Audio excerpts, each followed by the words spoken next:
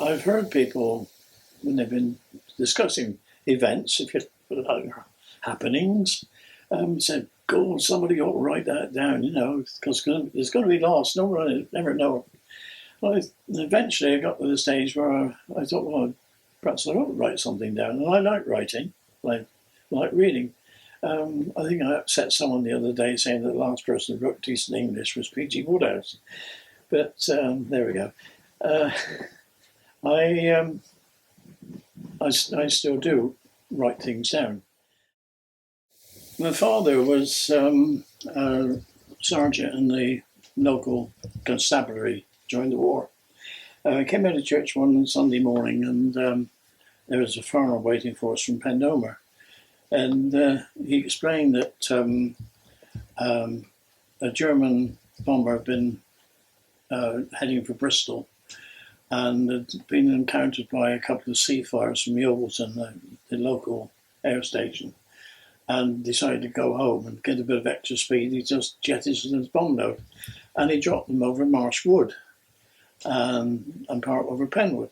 And these things were hanging up in the trees like Christmas decorations, like icicles. And so it was a case of Father had to do something about it. So we got 2 cardboard boxes and put in the back of the car and headed off for Penwood. And we were picking up these incendiaries because the ground was fairly soft. And they hadn't gone off, so we put in the cardboard boxes in the back of the car, and now and again the wind would blow, and one would dislodge itself from a branch and drop into the road and go off bang, and there's a big cloud of smoke and blue flame. And anyway, it's a case of what to do, and so Father took them into the police station, got rid of them, but we kept one as just doorstop, so more than anything else. But anyway, got back into Father's garage, and a few of his mates were there, and they're very interested in this bomb. They decided they were going to take it apart, you see. So anyway, they stuck it in the vice and got the chain grips. And Father said, "No, I don't think we'll do that. We'll see if we can get some powder out of it first." So he had a hammer and a chisel and chiseled off the rivets that were holding the tail fin on. And then he got a brace drill, a 1/2-inch bit, and drilled a hole in the tail of the bomb and released all this sort of carbide-looking granular powder. So anyway, they let that out and decided it was safe now. So they continued with the chain grips, and they unscrewed the nose off this bomb and took it apart. Well, inside was a little disc about the size of a 10-pence piece now, or perhaps a little bit bigger, with a raised centre with a little blue shiny portion in the middle of it. And we looked at that, interesting. And above it was a fairly light spring, coiled spring, and on top of that was something which looked a bit like a drawing pin, but was a nail about 1.5 inches long. And the idea, I suppose, was when the bomb hit the ground, the nail kept going and pierced this detonator and set the whole thing off. So while we were discussing this, one of the chaps put it on the vice and he took my number. Well, for a long time I could see people's mouths moving, but I couldn't hear what they were saying. Yeah, it was dreadful. But anyway, we kept this thing for years and years and years. And it was when I'd moved down to Montacute and we were happily married then and there. Something on the television news mentioned that these things have a nasty habit of decomposing and self-igniting. So I thought, well, let's get rid of it. So I took it into the police station in Yeovil one evening. Got in there. This place was deserted except for this police lady, young girl, behind this glass screen. And she looked at me and said, "Can I help?" I said, "Well, I hope so." So I picked this bomb up and stuck it on the counter, and she immediately got into reverse and backed against the wall the other side of the room. She said, "Will it go off?" And I said, "No, it shouldn't do. It's been like that for a long time." And I said, "Well, what am I going to do with that?" I said, "Well, give it to somebody." And she said, "Well, I can't just do that. I'll have to give you a receipt for it." And I said, "Well, all right." So it could she find a receipt for an incendiary bomb? No, she couldn't. The nearest she could find was a form for a lost dog. So anyway, we filled this out the best we could, and type where everyone was expected to put down poodle Alsatian. We put down incendiary, you see, and what colour? Grey. Age. We put down 1945 for that, you see. I thought that was about right, about 42, 45. And so eventually, after we'd gone through this rigmarole, I just left it and went out the door. And she just left the bomb where it was. She wasn't going to touch it. I'd get somebody else to do it. But the expression on her face when I put this bomb on the table, I wonder whether she thought I was a member of some sort of religious group or something that wanted to do away with the police station. My father was a teetotaler. He actually had to sign the pledge because he was, before the war, he was a chauffeur for the Johnson family in Yeovil, who were, should we say, fairly serious benefactors. It was Johnson Hall, Johnson Park, Johnson this, Johnson that in Yeovil. And he wouldn't have a chauffeur driving his Daimler and later a Rolls around with alcohol under the seat, you know. So father was not used to any alcohol whatsoever. And my mother's father made a whole batch of parsnip wine, and thought he'd give father a treat and give him a drop, you see. So anyway, he didn't have very much. And they loaded a lot of bottles in the back of father's car. This was at West Coker.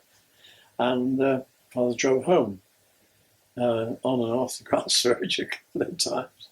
And he said, we're not having that anymore, he said. So we put it away and on the shed in the outhouse. And I think it was the time when we took the bomb apart. Someone thought it was a special occasion, you see, and they said, "Put you got a bit of drink down your throat. We could have celebrated this." Well, father said, "I think I can find something." So anyway, he went and got one of these bottles of parsnip wine out, and it went very well. And it went so well that one of the chaps who turned up for some petrol, because father having the garage at the time, so petrol pumps and things. A chap called Eddie Taylor, who was in another story, turned up with his 1928 HAS with the acetylene lamps, and he partook a couple of glasses of this parsnip wine. And anyway, he eventually went home after this session with the bomb. And anyway, apparently he didn't get very far. He only got round the corner at the top of the lane, and the bike sort of turned left, and he went left with it, and he lay on the bank until his wife came to look for him at 2:30. And the bike stayed there until the next morning, and when he woke up, he came back and fetched it. But the bottles of parsnip wine, they slowly went. And one day they wanted to celebrate something, and father went to get the last bottle, and the cork had come out or something. And the whole neck of the bottle was solid with flies. All drowned, obviously, inebriated flies. And he said, "Well, this is no good, we have to pour that away." No, don't, that'd be all right. Got a bit of rag. We're straightening through some rags, that's what I did. Then a bit of not too oily rag that I found in the garage and strained this. But that was the last of the parsnip wine. But father never touched a drop of it after his first experience. Oh, Fred, I can tell you about it better than I can read about it. He was a little round gentleman with a hoppy leg, and he was employed as a professional muck spreader. This was before the days they had all this fancy equipment. They used to shovel the cow muck and straw in the back of a little two-wheel tipping cart that was known locally as a putt, P-U-T-T. Nothing to do with the Tom Putt apples, I don't think. Anyway, there we are. And they used to take this out in the fields, and they would tip it out every so many yards or meters now for days. And Fred would come along with his 4-pronged pick, known as a dungverk, and chuck it here and there. Anyway, this was his tool of his trade. And one morning he was out spreading his muck, and the local farmer comes along on the way home from market, pony and trap, and calls him over to the gate and says that he's got a cow died on Dancing Hill. Well, Dancing Hill is right on the border of Somerset and Dorset, as far south as you can go. And this is back again before the days of where you had a pickup truck and a winch, where you just sort of winched and went away in 5 minutes. And the procedure was to dig a hole and bury it. So anyway, Fred went off up over the hill in the afternoon and saw this cow, been there for some time, and it was a bit slightly inflated because of the gases in the stomach. So he thought, right, what I've got to do is dig a hole behind the cow and then I can roll it in, flop, you see. So anyway, he started digging, but he only had his fork. Now the fork was very good for the top 4 inches with grass, etc. He could dig that, but once it got to spade work, the fork was no good at all because it just fell through between the tines. So he had to leave the top of the hill, bloody hot day, and go down to the farm to borrow a spade. So while he was down there, he filled up his water bottle in the dairy and back up over the hill again. When he got back up, the cow was a lot bigger than it was when he left it. So he thought, well, I could make the hole a bit bigger. So he made the hole bigger and started digging again. And in the meantime, the cow was getting bigger and he was getting hotter and more tired, very, very sweaty, because he used to wear all the clothes, never seemed to take anything off. And got to the end of the day, and he hadn't dug far enough yet, so he had to go home. Next morning, he thought, well, I'll make an early start, but the sun had been up long before he was, you see, and the sun had been up since about 4, and the cow was like a blown-up rubber glove, you know, legs in the air, huge thing. And if he'd only had the sense to stick his fork into the cow and let the gas out, not better. Anyway, he didn't do that. So he kept on digging and digging and digging. And then when he thought he got the hole big enough, how was he going to get it in? So he tried lifting the one leg of the cow to see if he could roll it. The cow was too heavy. So then he caught on the cow's tail and tried to pull it towards the hole. And all he did then was to sort of open the rear end of the cow, which had let a lot of very nasty, smelly stuff out, which he had to vacate the premises for quite some time before he could get back. But eventually he found a rail in the hedge had been used to stop a gap, and he managed to lever the cow over and into the hole, and in it went flop, you see. Yeah, he dumped the hole wide enough, but he hadn't dug it deep enough. The cow, not even the sin, but there's 4 legs sticking up in the air like 4 gateposts, you see. So what was he going to do? He couldn't get the cow out, so he just covered in what he could and left. And drew his money from the farmer down the farm and went home, hoping that he wasn't going to see dear old Tommy Voisey again for a long time. Unfortunately, he was going uphill from Hardington Marsh up towards the village, and as he was going uphill, he was walking, he wasn't riding, and he could hear Tommy Voisey's pony and trap coming along the road behind it. Oh dear, oh dear. Anyway, hi Fred, I'm on a word with you. Oh, he said, yes, Maxie. I asked you to bury the cow. Well, I did, Maxie. No, you didn't. His legs are still sticking up in the air. Ah, he said, I say, bloody Foxy's been digging it up, he said. No, it's in Foxy. He said, you didn't bury it proper. What am I going to do with them? He said, the legs, he said, they're like gateposts. He said, I can't do anything with them. Oh, he said, I should work the haymaking. He said, the home machine to hit the hay off. But anyway, he never got any more jobs from Tommy for cow burying. One of my pet happenings, if you like, is someone complaining to the local hotel on TripAdvisor. So I write a replay.